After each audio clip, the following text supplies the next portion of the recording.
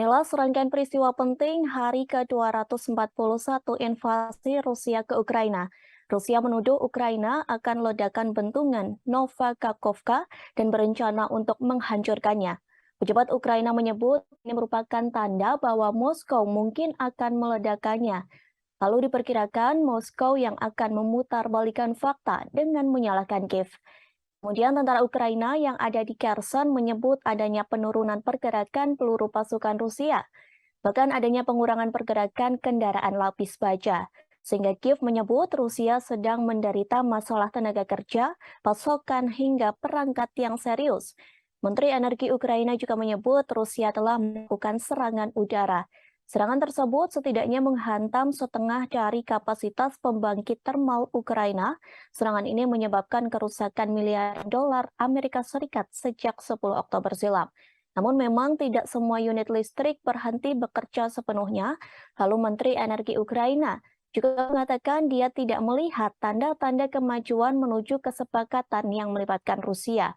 Ukraina dan pengawas nuklir PBB masih menyelesaikan situasi di pembangkit nuklir Zaporizhzhia yang diduduki Rusia.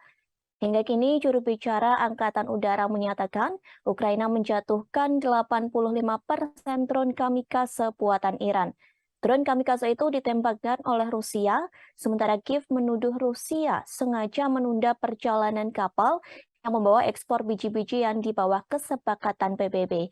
Pihaknya mengatakan 150 kapal sedang menunggu untuk dimuat, lalu tim Dana Moneter Internasional sedang mengadakan diskusi dengan pihak yang berwenang Ukraina. Diskusi tersebut membahas terkait permintaan Ukraina terkait pemantauan program setelah invasi Rusia. Di sisi lain, Inggris, Prancis, dan Jerman menyuruhkan penyelidikan PBB atas tuduhan kepada Rusia. Tuduhan tersebut berkaitan dengan penggunaan drone kamikaze asal Iran yang digunakan Rusia untuk menyerang Ukraina. Lantas ada pula peristiwa penting yang bisa disebut langka. Peristiwa itu terkait diskusi antara Menteri Pertahanan Amerika Serikat Lloyd Austin dan Menteri Pertahanan Rusia Sergei Shoigu. Komunikasi tersebut menjadi yang pertama kalinya sejak Mei 2022. Seorang diplomat top Rusia mengatakan panggilan itu diperlukan untuk menghilangkan kesalahpahaman. Peristiwa terakhir terkait Amerika Serikat yang akan mempertimbangkan segala cara untuk memajukan diplomasi dengan Rusia jika ada celah. Meskipun Rusia tidak menunjukkan tanda-tanda kesediaan untuk terlibat dalam pembicaraan yang berarti.